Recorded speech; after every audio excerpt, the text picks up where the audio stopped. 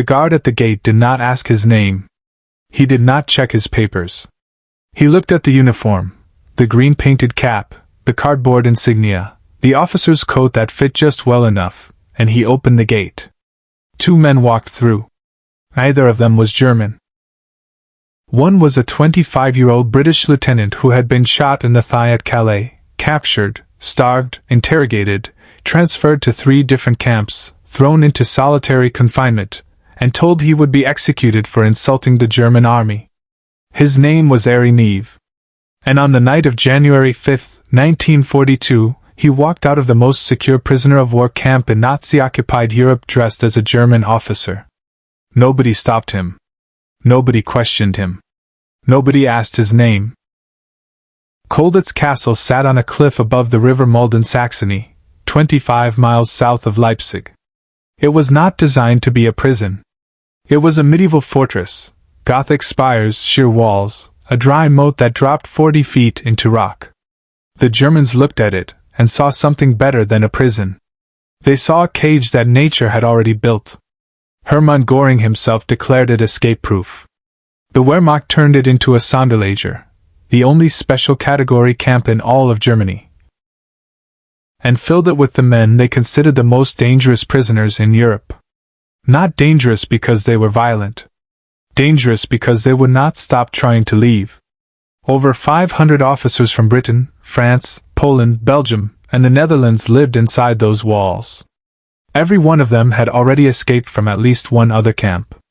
Colditz was where you went when the Germans ran out of patience. Neave arrived in May 1941. He was 25 years old. A year earlier, he had been fighting a rearguard action in Calais, trying to slow the German advance toward Dunkirk. A tracer round from a panzer tank caught him in the thigh as he sprinted across a street. He dragged himself into a bombed-out house and waited for the medics. They never came. The Germans did. He spent the next year being moved from camp to camp. He escaped once from Stalag XXA near Thorn in occupied Poland, made it nearly to the Soviet border with a fellow officer named Norman Forbes, and was caught by the Gestapo near a village called Illo. That escape earned him his ticket to Colditz. The Germans considered it a punishment. Neave considered it a promotion. He started watching. That was the thing about Neave. Before he moved, he watched. He studied the guard rotations for weeks. He memorized the timing of the patrols, the blind spots in the courtyard, the rhythm of the searchlights sweeping the walls after dark. He noticed that every person entering the inner courtyard had to collect a numbered brass disc from the guardhouse and return it when leaving. He noticed the guards carried rifles with fixed bayonets. He noticed the gate sentries rarely looked at faces. They looked at uniforms. That observation would save his life. His first plan took shape within 6 weeks of arriving. He would disguise himself as a German NCO and walk through the courtyard to the outer gate. The Escape Committee, a real organization inside Colditz that coordinated attempts so prisoners would not sabotage each other, helped him assemble a uniform from a Polish army tunic. They painted the cap green with scenery paint borrowed from the camp theater. The belt was cardboard, painted silver. On August 28, 1941, Neave put on the uniform and walked into the courtyard. He made it 30 yards. Then the rain started. The scenery paint was not waterproof. Green streaks ran down his face and neck, revealing the khaki British tunic underneath. The guards surrounded him within seconds. He was dragged into the guardhouse, slammed against the wall, and told he would face a firing squad for the crime of insulting the German army by wearing their uniform. They did not shoot him. Instead, the commandant sentenced him to 1 month in solitary confinement in the town jail below the castle. The cell had no windows, no ventilation, and a single dim light bulb that never turned off. Most men would have spent that month breaking down. Neave spent it planning his next uniform. The problem with the first attempt was not the concept. It was the materials. Scenery paint dissolves in water. Cardboard buckles under scrutiny. If he was going to walk out dressed as a German, the disguise had to survive more than a glance. It had to survive a conversation. The Escape Committee understood this. Over the following months, they sourced better materials. A Dutch officer named Anthony Ludian, 30 years old, fluent in German, calm under pressure, agreed to go with him. Together they assembled 2 complete German officers' uniforms. The caps were painted with a matte finish that would not reflect light. The insignia were cut from cardboard but layered and detailed. The coats were altered from captured garments traded through the camp's underground economy. Neave's German was passable. Ludian's was flawless. They rehearsed conversations, practiced the walk, the posture, the casual authority of men who belonged exactly where they were. The escape route was the boldest part. The camp had a theater where prisoners staged performances, plays, concerts, reviews. The theater sat directly above a room that connected to the guardhouse through a series of corridors and stairwells. If they could get under the stage during a performance, they could drop through the floor, navigate through the building, and emerge inside the guardhouse itself. From there, they would walk through the front entrance and out the main gate. In uniform. In plain sight. The plan required one more thing. A performance that would keep the guards distracted while 2 men disappeared beneath the stage. The escape committee arranged one. Beethoven's First Symphony. The date was set, January 5, 1942. Ludian performed in the concert. He sat in the orchestra, playing his part, while the uniform he would wear in less than an hour was hidden beneath the stage floor. When the final note faded and the audience began to disperse, neither Neave nor Ludian went back to their quarters. Pat Reed, the British escape officer, had picked the locks in advance. The 2 men slipped behind the stage curtain, lifted a trapdoor, and lowered themselves into darkness. Below the stage was a crawl space. They changed into their German uniforms in near total blackness, feeling for buttons, adjusting caps by touch. Neave's hands were shaking. Not from fear, from cold. The temperature inside the castle in January was brutal, and the crawl space beneath the stage had no insulation. His fingers were stiff. Every button took twice as long as it should have. They broke through a section of ceiling into a storeroom 1 floor below. From the storeroom, a staircase led down to the guardhouse corridor. This was the point of no return. Above them, 500 prisoners were filing back to their quarters. Below them, armed German soldiers were stationed at every checkpoint. Neave and Ludian straightened their uniforms, adjusted their caps, and walked down the stairs. They entered the guardhouse corridor side by side, walking at the pace of men returning from evening duty. Unhurried. Unremarkable. 2 German officers heading for the gate. The first sentry looked up. He saw the uniforms. He saw the insignia. He did not see 2 prisoners who had spent 4 months building disguises out of cardboard and paint. He saw what he expected to see. He opened the gate. They walked through, across the dry moat, into the outer courtyard, past the second sentry who barely glanced at them, and through the final gate into the darkness beyond the castle walls. The cold hit them immediately. January in Saxony. The temperature was well below freezing, and the 2 men were wearing uniforms designed for appearance, not warmth. Beneath the German coats they had civilian clothes, their survival kit for the journey ahead.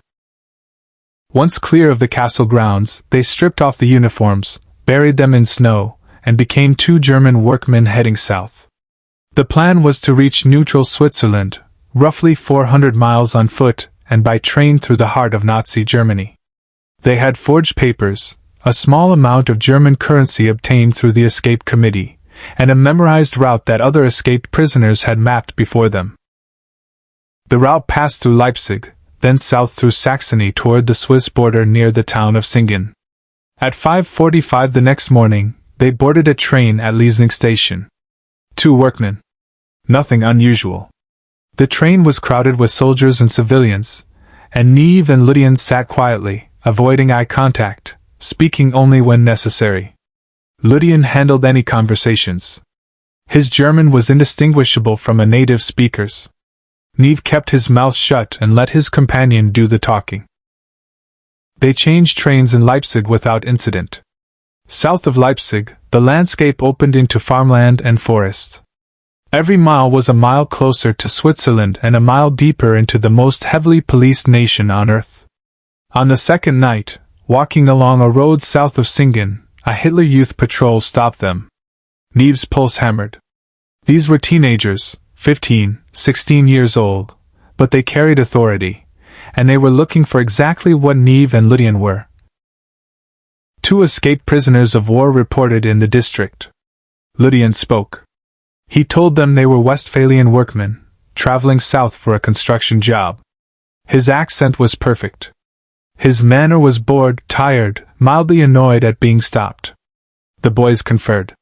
They let them pass. Neave did not exhale for another 100 yards. The final obstacle was the border itself. They approached from the north, following the road between Singen and Gottmatingen. The route led to a point where the road and the Swiss frontier ran parallel for about 50 yards, a narrow corridor watched by a German sentry at a barrier. At midnight in total darkness, they crawled across an open field roughly 200 yards wide. 70 meters away, they could see the sentry's silhouette and the faint glow of a checkpoint lantern. Cars were being stopped. The ground was frozen, and every movement produced a sound that seemed enormous in the silence. They crawled on their stomachs, pressing themselves into the frost, moving inches at a time. The sentry did not turn. They crossed the road. They crossed the border. They saw no Swiss guards. They saw no lights. They stood up on Swiss soil and kept walking until they reached the small town of Ramsen, where they handed themselves into a Swiss frontier guard who gave them hot drinks and called the police. 84 hours after dropping through a trapdoor beneath a theater stage in the most secure prison camp in Nazi Europe, Airey Neave was sitting in a warm room in Bern, drinking tea with the British military attaché. He was the first British officer to escape from Colditz Castle. He was awarded the Military Cross on May 12, 1942. Airey Neave walked out of Colditz dressed as the enemy, crossed 400 miles of Nazi Germany, and reached freedom on nerve, preparation, and a uniform made of paint and cardboard. If that does not prove that the most dangerous prison in the world is only as strong as the assumptions of the men guarding it, nothing will. Subscribe. Because Colditz has more stories, and not all of them end with tea in Switzerland. But freedom was only the beginning of what Neave became. Back in England, MI9 recruited him immediately, a secret branch of military intelligence responsible for helping Allied soldiers escape occupied Europe. His codename was Saturday. Over the next 3 years, the escape networks he supported helped bring home nearly 7,000 British and American airmen and soldiers. After D-Day, he went to France and Belgium himself, personally coordinating the rescue of over 300 Allied airmen hiding in forests after being shot down. After the war, he stood in the courtroom at Nuremberg and read the indictments to the most senior Nazi leaders, including Field Marshal Wilhelm Keitel, the man who had personally signed the order to hunt Neave down after his escape. Keitel snapped to attention when he received the charge sheet. Neave noted that none of the accused showed emotion. He became a member of Parliament. He managed Margaret Thatcher's campaign to lead the Conservative Party. He was expected to become Secretary of State for Northern Ireland. On March 30, 1979, a car bomb planted beneath his vehicle exploded as he drove out of the Palace of Westminster parking garage. Both his legs were severed. He died within the hour. He was 63 years old. The Irish National Liberation Army claimed responsibility. The man who had walked out of the most secure prison in Nazi Europe, past armed guards, through gates, across borders, was killed by a bomb he never saw, in a building he believed was safe. Colditz could not hold him. A parking garage did. Cell Block 7 at Colditz Castle is a museum now. Visitors walk through the courtyard where Neave once counted guard rotations. They can see the theater where Beethoven's First Symphony played on the night of January 5, 1942. The trapdoor beneath the stage is still there. It is smaller than you would expect. Most visitors look at it and think the same thing. No one could fit through that. 2 men did. And nobody asked their names.